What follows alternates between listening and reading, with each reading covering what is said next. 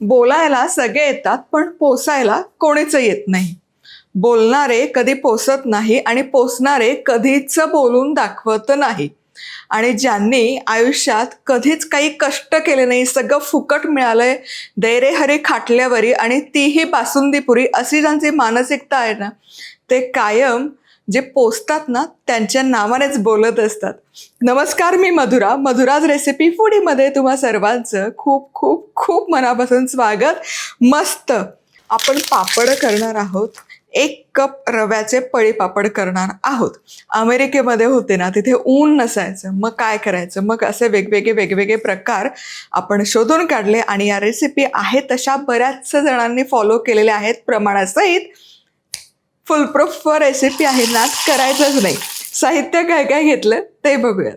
1 cup बारीक रवा, 1 tablespoon पांढरे तीळ, अर्धा चमचा पापड खार, 1 चमचा मीठ. आता सगळ्यात आधी काय करायचं, रवा घ्यायचा. आता या रव्यामध्ये हा रवा बुडेल इतपत भरपूर असं पाणी घालून घ्यायचं आणि रवा आता 5 मिनिटं मुरण्याकरता ठेवूयात. यामध्ये 2 गोष्टी साध्य होतात. एकतर रवा छान मुरतो, भिजला जातो. दुसरी गोष्ट जी होते ती म्हणजे त्यावर जर काही कचरा असेल, ताम असेल तर तीही निघायला मदत होते.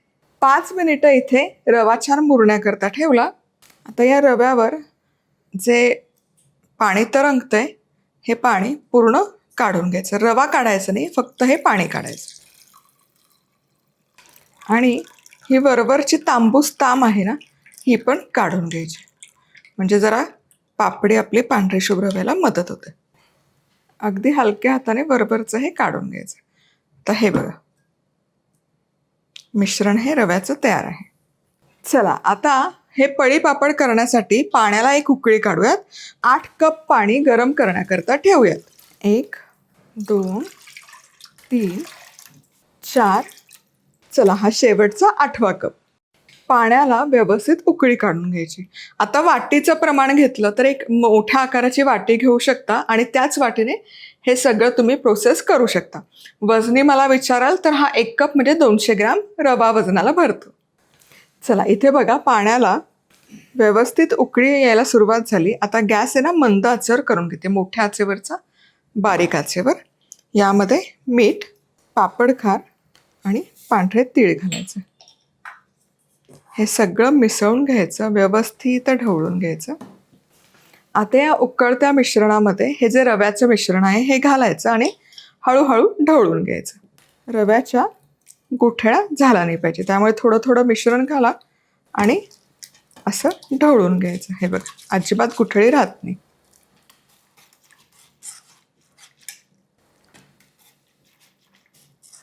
रवा घालून झाला की मग आता गॅस मोठ्या आचेवर करायचा आणि हे मिश्रण एकसारखं मिसळत शिजवून घ्यायचं. हे बघा, लगोलग दाटसर व्हायला सुरुवात होते, पण हे चांगलं शिजवून घ्यायचं.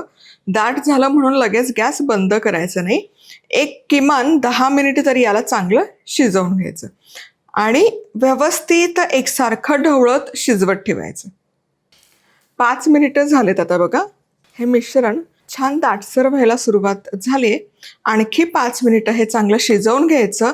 रवा चांगला जर शिजला नाही ना तर ते पापडला तडे जातात, त्यामुळे हे व्यवस्थित शिजवून घेणं अगदी गरजेचं आहे.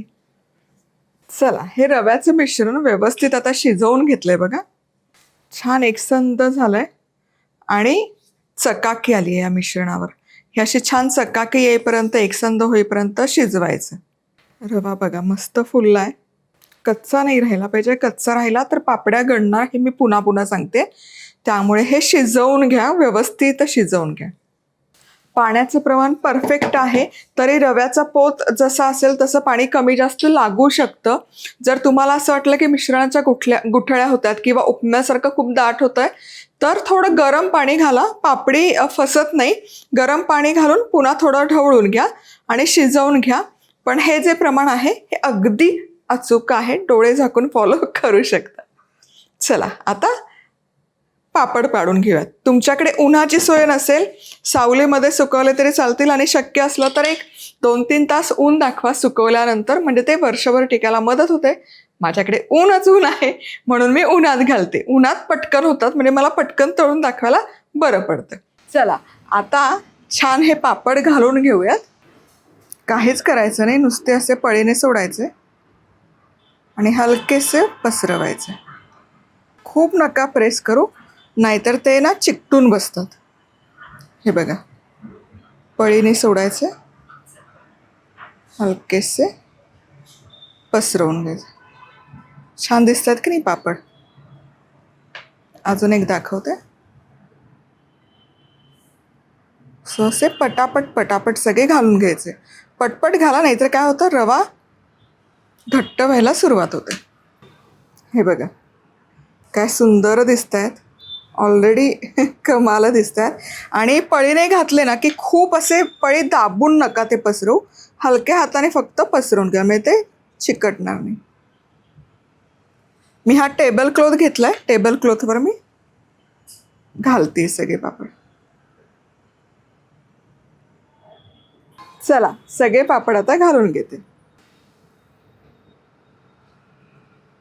तर हे पापड सगळे घालून झाले आणि या प्रमाणात 70पेक्षा थोडे जास्त, म्हणजे माझे 75 झाले, 2-3 इकडे तिकडे होऊ शकतात, म्हणजे 70 आणि 70+ आरामशीर तयार होतात. आता हे दुसरा दिवस आहे आणि हे पापड बघा जरा ऊन दाखवून घेते, म्हणजे याला बुरशी येत नाही आणि वर्षभर छान टिकतात आणि तळताना फुलतातही छान. चला हे मस्त सुकवून झालेत. परातभर पापड तयार आहेत. 1 कप रव्यामध्ये 70च्या वर, म्हणजे जवळपास 75-76 पापड इथे झालेत. आणि बघा एकूण एक पापड मस्त असा पारदर्शक झालाय. वा वा. आता हे तळूयात. सो तेल गरम केलंय, ते हा पापड बघा छान पांढरा शुभ्र आहे पापड आणि लगोलग असा फुलतोय. वा काय कमाल झालाय बघा. त्यातलं तेल पूर्ण निथळून घेते. अजिबात त्याचा रंग बदलत नाहीये. पुढचाही पापड घालते. घातला रे घातला. वा वा वा वा. जवळपास दुप्पट फुलतो हा पापड. आणखी एक तळते आणि एकदम पांढरा शुभ्र झालाय बघा. कुठेच वा रंग बदलत नाही पापडचा, लाल होत नाहीये, आहे तसा रंग राहतोय आणि तळल्यावरही असा पारदर्शकच दिसतोय. थांबायची इच्छाच होत नाही, इतकं छान होतंय. वा काय बहारदार तळला गेलाय बघा हा. मस्त. वा बघा चौपट्ट फुलतायत पापड. जितका पापड आहे त्याच्यापेक्षा मस्त असे फुलतात. हे बघा साईज बघा, बहारदार आणि पांढरे शुभ्र राहत आहेत पापड. वा थांबायची इच्छा अजिबात होत नाहीये. पण आता हे पापड हे बघा मस्त पांढरे शुभ्र तळलेले पापड तुम्ही हवे तेव्हा खाऊ शकता. आणि हे जे पापड आहे हवाबंद डब्यामध्ये भरून ठेवा. वर्षभर 2 वर्ष छान टिकतात. न त्याला जाळी लागते, आळी लागते, काहीही होत नाही, कारण आपण हे उन्हामध्ये छान सुकवून घेतलेत आणि उन्हामध्ये सुकवले त्यामुळे ते छान फरारतात देखील, फुलतात देखील.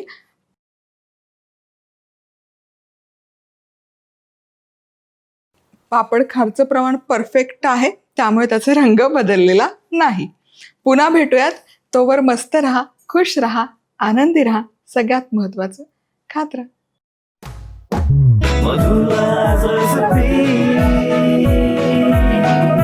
मधुराज रेसिपी, महाराष्ट्राची अस्सल चव.